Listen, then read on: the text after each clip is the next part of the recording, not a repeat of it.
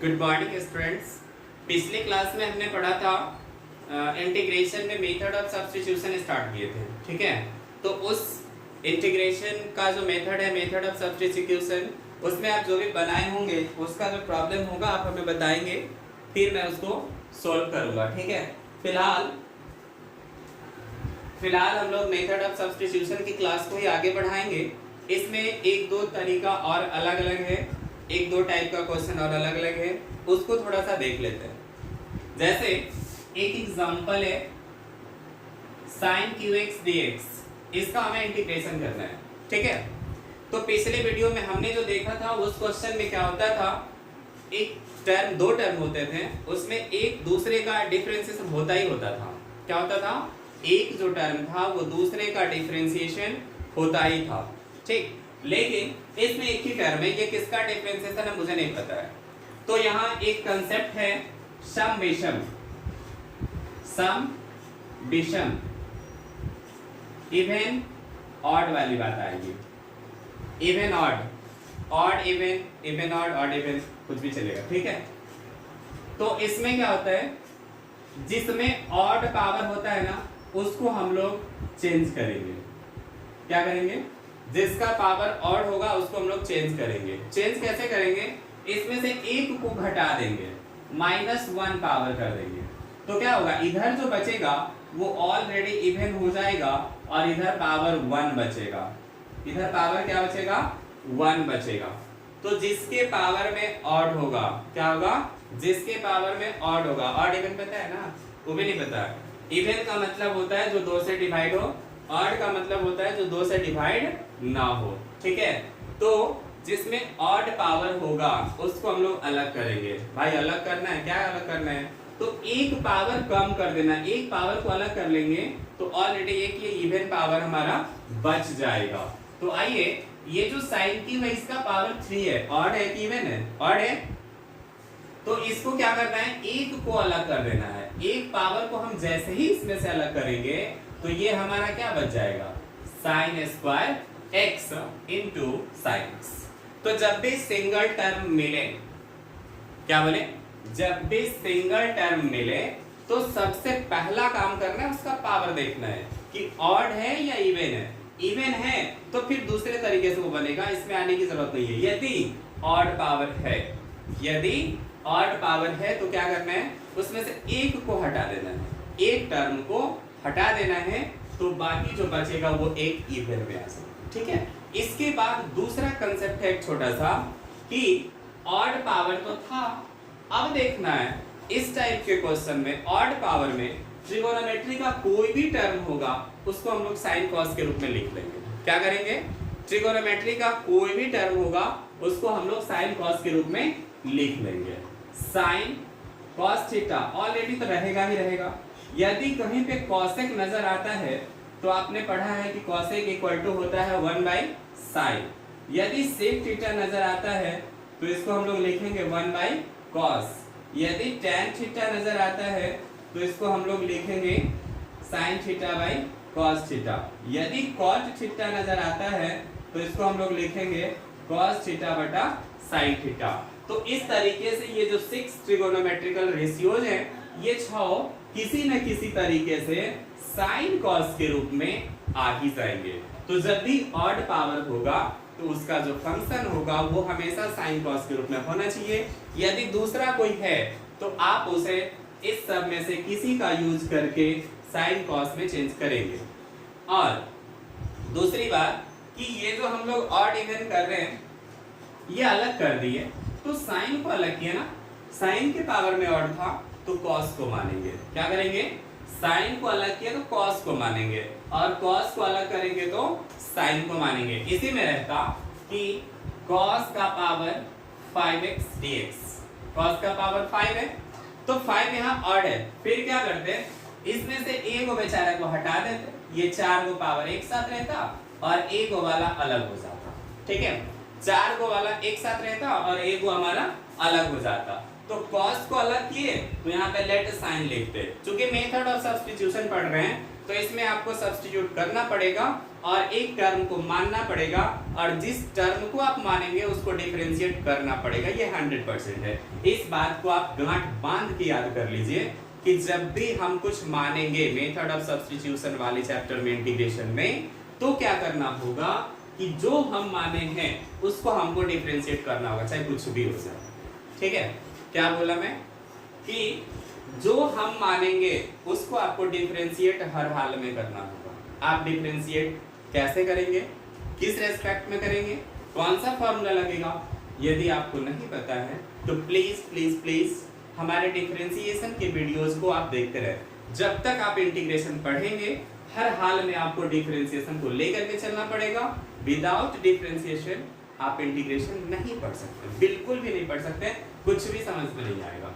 इसीलिए डिफरेंशिएशन तो आपके पास होना ही चाहिए। और सबसे पहली बात कि डिफरेंशिएशन पढ़ने से पहले हम लोगों ने पढ़ा था इनवर्स ट्रिगोनोमेट्रिकल फंक्शन, उसका भी बहुत बड़ा योगदान है इस दोनों चैप्टर में, डिफरेंशिएशन में भी इंटीग्रेशन में भी। आगे हम लोग आएंगे तो इनवर्स आएगा, फिर वहां मैं आपको बोलूंगा कि आप इनवर्स वाले चैप्टर को भी जाके दोबारा पढ़िए। ठीक है, तो आइए, हमने यहाँ पे साइन को अलग किया था, तो हम क्या करेंगे, कॉस को मानेंगे। Let cos x equal to p। हमने अभी बताया कि जिसका पावर ऑड होगा उसमें से एक पावर को घटा देंगे, बाकी एक टर्म ऑलरेडी उसका इवन हो जाएगा।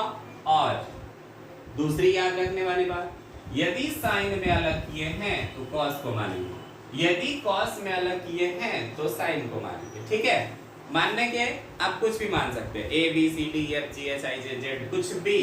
तो हम लोग जनरली टी का यूज करते हैं, cos x को हमने t मान लिया। ठीक है, अब क्या करना होगा, इस बेचारे को डिफरेंशिएट करना होगा, इस बेचारे को डिफरेंशिएट करना होगा। तो डिफरेंशिएट करते हैं। फिलहाल आपने इसको नोट कर लिया होगा या आपने पढ़ा है नहीं, तो आप इसका स्क्रीनशॉट कर लीजिए, मैं अपने स्टेप को आगे बढ़ाऊं। ठीक है, तो चलिए इसको साफ करते हैं।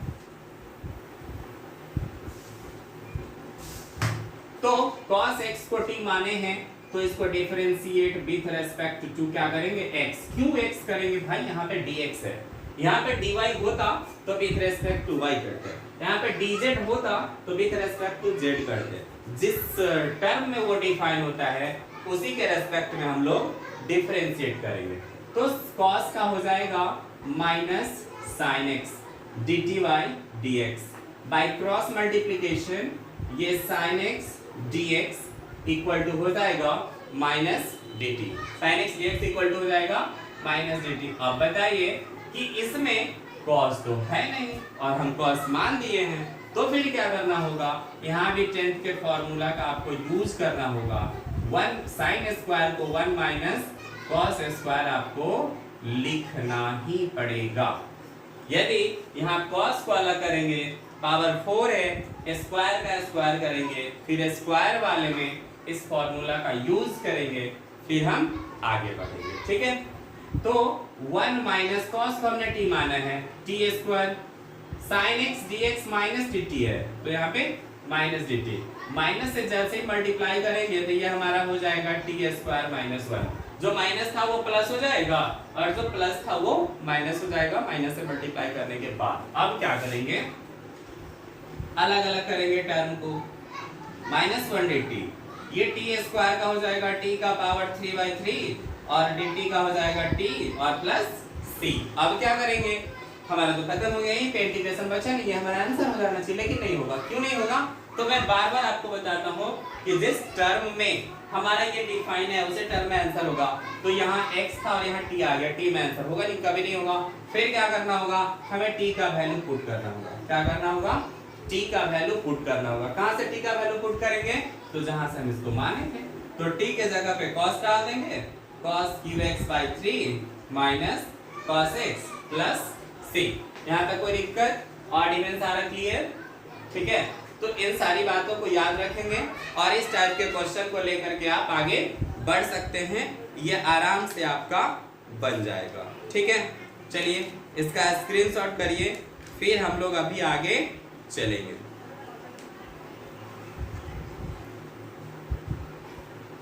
फिर हम लोग अभी आगे चलेंगे। चलिए आगे, अभी इसी टाइप का क्वेश्चन 2-4 क्लास में चलता रहेगा। मेथड ऑफ सब्स्टिट्यूशन का है, दूसरा कोई मेथड अभी आने नहीं जा रहा है, ठीक है। तो आप इसको अच्छे से पढ़ेंगे, ये सबसे इंपॉर्टेंट चैप्टर पढ़ रहे हैं हम लोग अभी। सबसे अधिक क्वेश्चन इसी मेथड के यूज कर बनाने वाला आता है एग्जामिनेशन, ठीक है। तो आइए एक और क्वेश्चन लेते हैं। tan x sec स्क्वायर x dx। फिर आइए पिछले वीडियो वाले कंसेप्ट पे हमने पढ़ा है कि जब कोई क्वेश्चन दिया होगा तो पहले उसको थोड़ा गौर से देखना है, इसमें कोई किसी का डिफरेंशिएशन तो नहीं दिया। यदि कोई किसी का डिफरेंशिएशन दिया है तो आंख बंद करके मेथड ऑफ सब्स्टिट्यूशन का यूज करेंगे। क्या करेंगे? आंख बंद करके मेथड ऑफ सब्स्टिट्यूशन का यूज करेंगे। और मेथड ऑफ सब्स्टिट्यूशन हमारा कहता है कि जिसका डिफरेंशिएशन दिया हो, क्या कहता है मेथड ऑफ सब्स्टिट्यूशन? कि जिसका डिफरेंशिएशन दिया हो उसे कुछ मान लो। क्या करो? जिसका डिफरेंशिएशन दिया हो उसे कुछ मान लो, ठीक ना। तो जिसका डिफरेंशिएशन दिया होगा उसे कुछ मानना है, तो कैसे मानेंगे? तो इसमें tan का sec स्क्वायर है और sec स्क्वायर का tan है। अब आप याद करेंगे अपने डिफरेंशिएशन के फॉर्मूला को, नहीं तो फिर नहीं समझ में आएगा। इसीलिए मैं बार बार बोलता हूँ कि कम से कम एक वीडियो डिफरेंशिएशन का भी आप लोग पढ़े देखिए, डिफरेंशिएशन वाले क्लास को भी आगे बढ़ाते रहिए ताकि समझने में परेशानी नहीं होगी, ठीक है। नहीं तो मैं कहता हूँ आप सुनते जाइए, मैं अपना काम कर रहा हूँ, आप अपना काम करिए, फायदा किसी को नहीं होगा, ठीक है।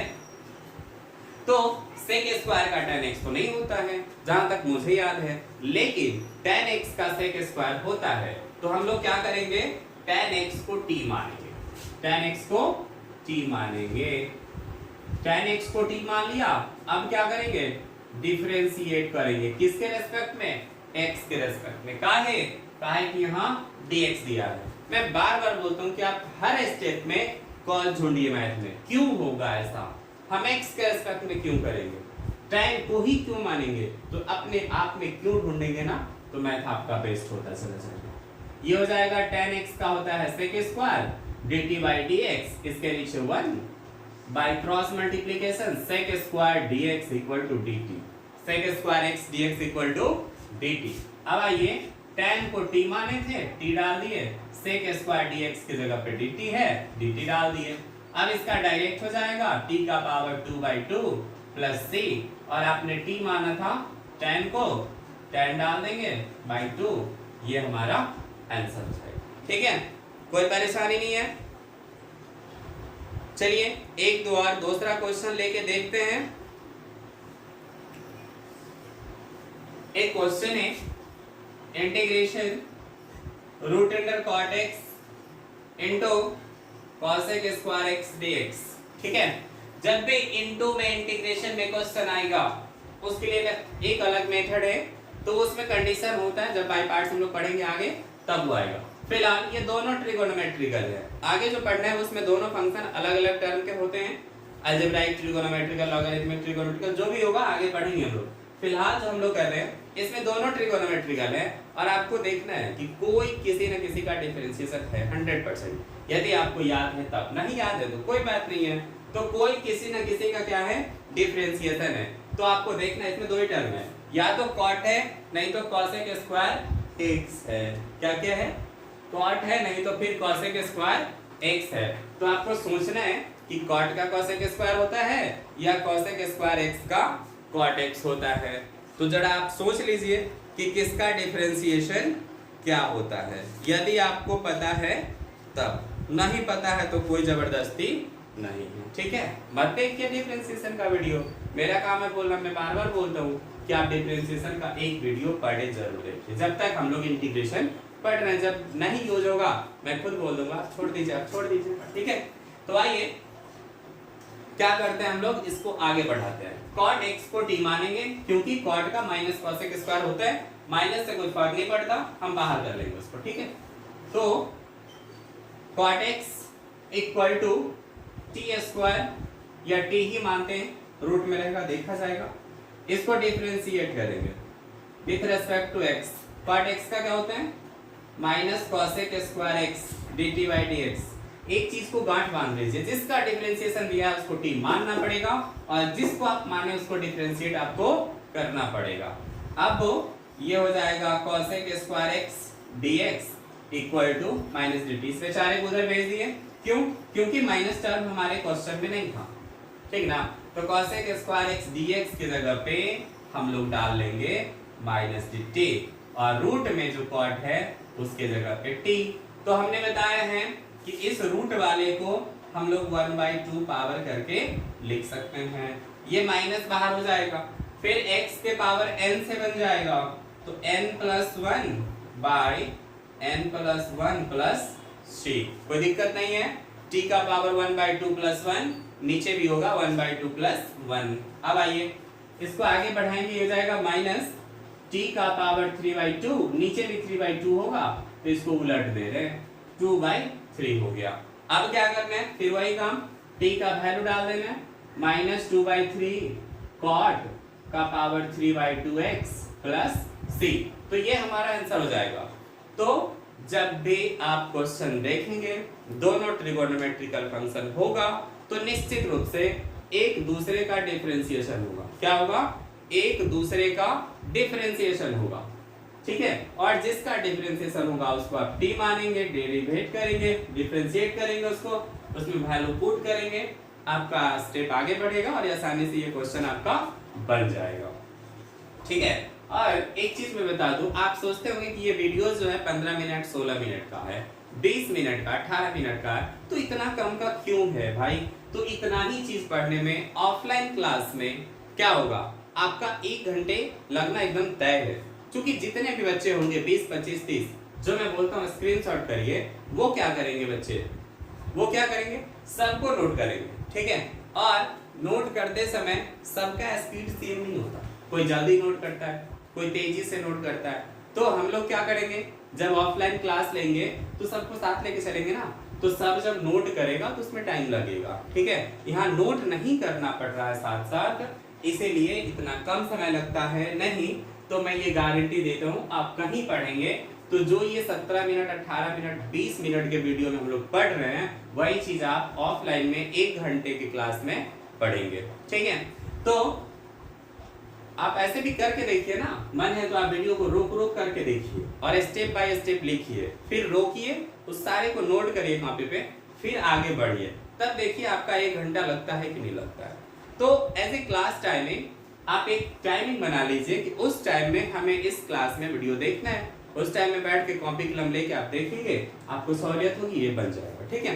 तो अभी जो हम लोग किए हैं वो मेथड ऑफ सब्स्टिट्यूशन का 2 चैप्टर हमने पीछे भी किया था, एक चैप्टर कि कोई चीज और डिफरेंशिएशन, दूसरा टॉपिक आ गया था अभी बीच में ऑड इवन वाला, कि जब भी ऑड पावर होगा तो कैसे करेंगे, सिंगल टर्म होगा तो कैसे करेंगे, डबल टर्म में भी ऑड पावर होगा तो कैसे करेंगे, ठीक है।